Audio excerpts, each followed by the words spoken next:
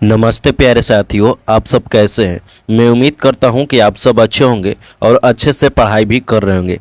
तो आज की इस वीडियो में हम लोग देखने वाले हैं क्लास 10th के हिंदी का गद्य खंड के यहाँ पर मोस्ट इम्पोर्टेंट ऑब्जेक्टिव क्वेश्चन। लगभग 70 ऑब्जेक्टिव क्वेश्चन है। इसमें लगभग हम लोग 50 को क्वेश्चन देखेंगे और कल वाली लेक्चर में और क्वेश्चन को हम लोग देख लेंगे और इसमें 30 क्वेश्चन और ऐड हम कर देंगे और 50 क्वेश्चन हो जाएगा। ठीक है, ये सेंटर पे एग्जाम के लिए भी है और आपका सिलेबस जो है आपका सिलेबस से भी रिवीजन हो जाएगा। ठीक है, तो आज के इस वीडियो को पूरे अंत तक देखिएगा और लाइक नहीं किए हैं तो लाइक करके चैनल को जो है सब्सक्राइब जरूर कर दीजिएगा। ठीक है, तो चलिए सबसे पहला नंबर क्वेश्चन से स्टार्ट करते हैं। सबसे पहला नंबर क्वेश्चन क्या बोला गया है, अगर आप पीडीएफ लेना चाहते हैं पीडीएफ तो आप लोग कॉल कर सकते हैं 797907070765 पर। यहाँ पर आपको कॉल करना है और बोलना है कि हमें पीडीएफ चाहिए और आपको जो है फ्री में पीडीएफ प्रोवाइड किया जाएगा। ठीक है, प्रोवाइड किया जाएगा फ्री में और बिल्कुल यहाँ पर आपको आंसर के साथ दिया जाएगा। आपको यहाँ पर जैसा कि दिखाई दे रहा है आंसर भी है और हम आपको ऑब्जेक्टिव लगाते समय आंसर को जो है छुपा लेंगे। ठीक है, ताकि आप नहीं देख पाएंगे। ओके, चलिए तो यहाँ पर सबसे पहला नंबर क्वेश्चन क्या बोला गया है, श्रम विभाजन और जाति प्रथा के लेखक कौन है। यानी श्रम विभाजन और जाति प्रथा के लेखक कौन है। तो देखिए 50 को क्वेश्चन है तो सबसे हम आपको बता देना चाहेंगे कि यहाँ पर जो है यहाँ पर क्या फास्ट करेंगे, क्या करेंगे, फास्ट करेंगे। तो आप लोग जो है यहाँ पर रेडी रहिए फास्ट करने के लिए। ओके, तो चलिए यहाँ पर सबसे पहला नंबर क्वेश्चन का आंसर कौन सा हो जाएगा, यहाँ पर बी वाला इसका राइट आंसर हो जाएगा, भीमराव अंबेडकर।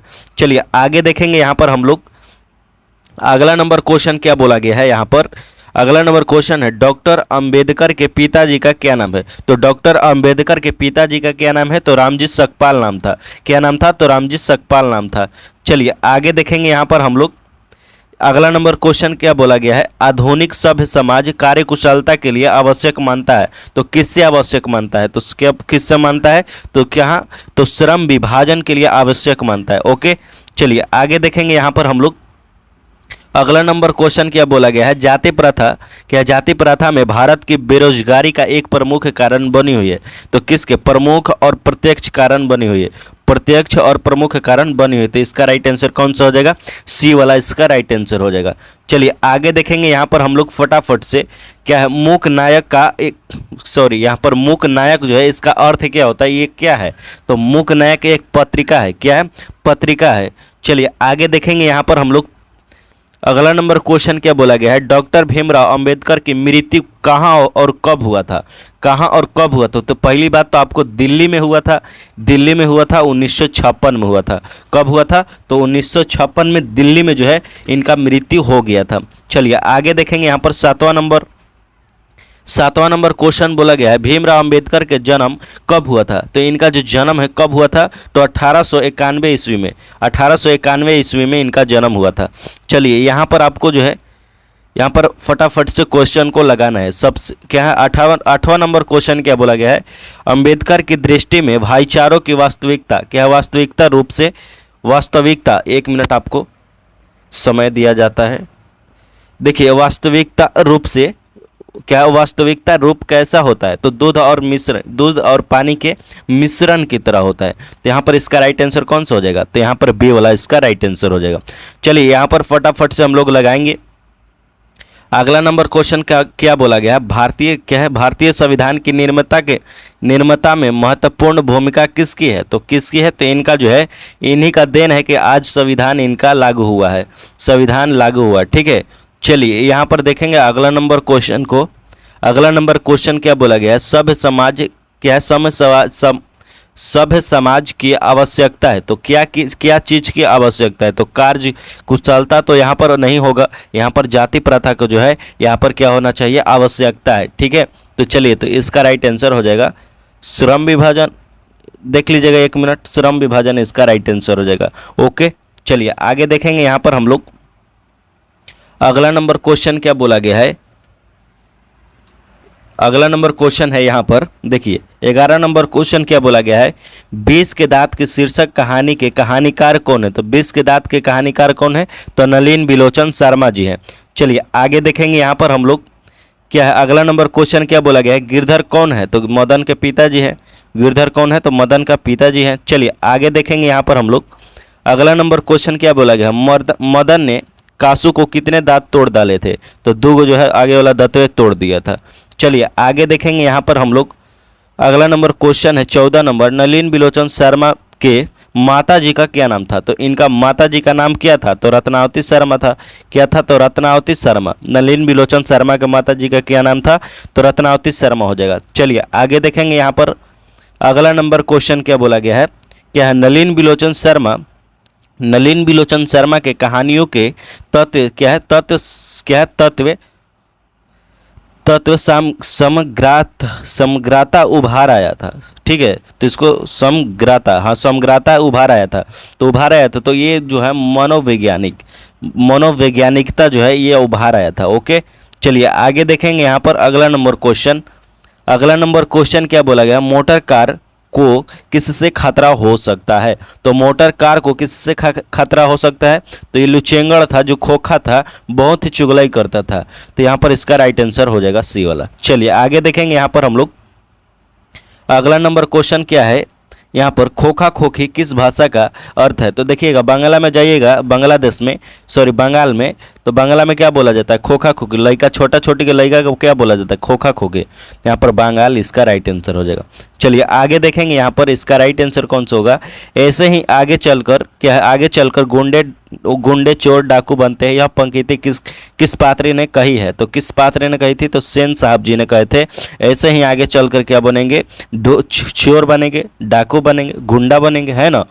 चलिए आगे देखेंगे यहाँ पर। अगला नंबर क्वेश्चन क्या बोला गया है, खोखा खोखी का अर्थ क्या होता है, तो बच्चा बच्ची होता है। चलिए आगे देखेंगे यहाँ पर। 20 नंबर सवाल क्या बोल रहा है, खोखा का क्या नाम था, तो कासू था इसका दूसरा नाम, खोखा का कासू नाम था। जैसे आपका जैसे नाम होगा गोलुआ, तो दूसरा का क्या नाम हो, चुनुआ होगा, है ना। चलिए आगे देखेंगे यहाँ पर। अगला नंबर क्वेश्चन क्या बोला गया है, क्या है, 20 के दांत की कैसी कहानी है, 20 के दांत कैसी कहानी है, तो कैसी कहानी है, तो मनोवैज्ञानिक कहानी है। कैसी है, मनोवैज्ञानिक कहानी है। तो इसका राइट आंसर कौन सा हो जाएगा, तो डी वाला इसका राइट आंसर हो जाएगा। चलिए आगे देखेंगे यहाँ पर हम लोग। अगला नंबर क्वेश्चन क्या बोला गया, मैक्स मुलर को वेदांतियों के वेदांती किसने कहा था, तो किसने कहा था, तो स्वामी विवेकानंद जी हैं, ये न बोले थे वेदांतियों का वेदांती। Okay right. चलिए आगे देखेंगे यहाँ पर। अगला नंबर क्वेश्चन क्या बोला गया है, 23 नंबर क्वेश्चन क्या बोला गया है यहाँ पर, दारिश नामक सोने के सिक्के से भरा घड़ा किसे मिला था, तो किसे मिला था, तो वारेन हेस्टिंग को मिला था ये सिक्का। और कितना गो सिक्का था, तो 172 गो सिक्का था। देखिए यहाँ पर, देखिए क्या बोला गया है, मेघदूतम नामक पुस्तक का अनुवाद मैक्स मुलर में किस भाषा में किया था, तो किस भाषा में किया था, तो इसका राइट आंसर कौन सा हो जाएगा, आंसर नहीं, देखिए आंसर नहीं, जर्मन क्या है, जर्मन भाषा क्या है, जर्मन भाषा जो है इन्होंने अनुवाद किए थे जर्मन भाषा में। चलिए आगे देखेंगे यहाँ पर। अगला नंबर क्वेश्चन क्या बोला गया है, 25 नंबर, संस्कृत भाषा और यूरोपियन भाषा की तुलनात्मक संख्या क्या है, व्याख्यात्मक किसने दिया था, तो इनका जो मैक्स मुलर ने दिया था, मैक्स मुलर जी ने दिए थे। ओके चलिए यहाँ पर देखेंगे अगला नंबर क्वेश्चन क्या बोला गया है, कंठ और केन उपनिषद के अनुवाद मैक्स मुलर किस भाषा में किए थे, तो किस भाषा में किए थे। अगर भाषा वाला पूछा और मैक्स मुलर वाला में पूछा तो जर्मन डायरेक्ट मारिएगा, कहाँ मारिएगा, जर्मन मारिएगा। तो इसका राइट आंसर कौन सा हो जाएगा, तो जर्मन हो जाएगा। चलिए आगे देखेंगे यहाँ पर हम लोग। अगला नंबर क्वेश्चन क्या बोला गया है, लिपजिंग विश्वविद्यालय मैक्स मुलर ने किस भाषा का अध्ययन किए थे, तो किस भाषा में अध्ययन किए थे, तो इन्होंने जो है किस भाषा में अध्ययन किए थे, तो संस्कृत में जो है अध्ययन किए थे। किस भाषा में, संस्कृत भाषा में इन्होंने अध्ययन किए थे। चलिए आगे देखेंगे यहाँ पर हम लोग। अगला नंबर क्वेश्चन है, मैक्स मुलर की मृत्यु कब हुआ था, तो आप लोग इसका राइट आंसर बताइएगा, मैक्स मुलर का मृत्यु कब हुआ था, फटाफट से आप लोग बताइएगा। तो इसका राइट आंसर कौन सा हो जाएगा, तो डी वाला इसका राइट आंसर हो जाएगा। क्या है, 28 अक्टूबर 1900 को मृत्यु हो गया था। चलिए आगे देखेंगे यहाँ पर हम लोग। अगला नंबर क्वेश्चन है पारसियों का धर्म, पारसियों के धर्म क्या नाम था? तो पारसियों के धर्म के क्या नाम था? तो इसका राइट आंसर कौन सा हो जाएगा? तो डी वाला इसका राइट आंसर हो जाएगा, जरथुस्त्र से हो जाएगा। चलिए आगे देखेंगे यहाँ पर हम लोग 30 नंबर क्वेश्चन क्या बोला गया है, आप लोग सबसे पहले बताइएगा 30 में से कितना सही हुआ। 30 में से आपका जो है कितना सही हुआ। अगर आपका 25 प्लस सही हुआ है तो समझिएगा आपका बेहतरीन तैयारी है। अगर नहीं हुआ है तो खुद पर काम करने की क्या करिए, खुद पर काम करिए, ठीक है। तो देखिए यहाँ पर 30 नंबर क्वेश्चन क्या बोला गया है, अगर लाइक नहीं किए तो लाइक भी कर दीजिएगा, ओके। आपको जो है याद करवा दिए लाइक के लिए, और चैनल को सब्सक्राइब भी कर दीजिएगा। चलिए तो यहाँ पर हम लोग देखेंगे 30 नंबर क्वेश्चन को। 30 नंबर क्वेश्चन क्या बोला गया है यहाँ पर, जनरल कनिंघम है, कनिंघम का संबंध किससे है? तो जनरल जो कनिंघम है इसका संबंध किससे है? तो इसका जो संबंध है क्या है, पुरातत्व से है। किसका है? पुरातत्व से है। चलिए आगे देखेंगे, यहाँ पर इसका राइट आंसर हो गया। चलिए यहाँ पर आप लोगों को बोले थे 172 दारिस नामक सोने के सिक्का घड़ा कहाँ मिला था? तो कहाँ मिला था? तो वाराणसी में मिला था। कहाँ मिला था? वाराणसी में मिला था। चलिए आगे देखेंगे यहाँ पर 32 नंबर क्वेश्चन है, महारानी विक्टोरिया ने नाइट की उपाधि प्रदान की। तो विक्टोरिया ने क्या है, महारानी विक्टोरिया ने यहाँ पर नाइट की उपाधि प्राप्त की। तो मैक्स मूलर को जो है यहाँ पर दिए थे, उन्होंने दिए थे नाइट की उपाधि, ओके। चलिए यहाँ पर देखेंगे अगला नंबर क्वेश्चन को। अगला नंबर क्वेश्चन क्या बोला गया है, नालंदा विश्वविद्यालय कहाँ स्थित है? तो नालंदा विश्वविद्यालय कहाँ स्थित है? तो बिहार में स्थित है, और बिहार के कहाँ? पटना में स्थित है। चलिए आगे देखेंगे अगला नंबर क्वेश्चन क्या बोला गया है, 35 नंबर। यहाँ पर क्या है, नृत्य वंश विधा का संबंध है, किससे संबंध है? नृत्य वंश का विधा का संबंध किससे है? इसका राइट आंसर कौन सा हो जाएगा? इसका राइट आंसर आपका हो जाएगा वनस्पति विज्ञान। किसका हो जाएगा? वनस्पति विज्ञान। चलिए आगे देखेंगे यहाँ पर हम लोग अगला नंबर क्वेश्चन बोला गया है 36 नंबर, किस देश के लोग बड़े बड़े नख पसंद करते हैं? तो गौड़ देश को लोग जो है गड़े गड़े बोल रहे हैं, बड़े बड़े नख पसंद करते हैं, ओके। चलिए आगे देखेंगे।